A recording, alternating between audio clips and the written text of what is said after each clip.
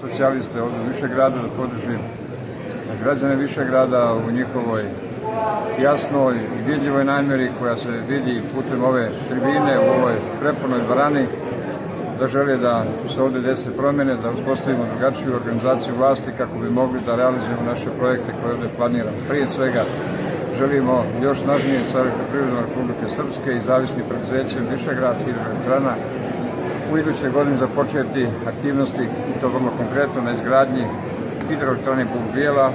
Na taj način ovaj kraj dobija veliku razvojnu šansu i postaje daleko značajniji i bogatiji. Također želimo i druga privredna društva pomoći i postaknuti na razvoj kako bi imali što više zaposlenih ljudi. Posebno želimo vratiti pažnju na razvoj turizma, turističkih kapaciteta koji su ovdje nastali izgradnjom Andrić grada, jednog velikog projekta za koji dio Višegrađana još uvijek nema razumijevanja, a u stvari Andrić grad otvara velika vrata Višegradu u svijet i to tako treba razumjeti. I to je upravo najvažnija poruka koju smo čuli ovdje iznijeti pred građanima Višegrada. Hvala puno.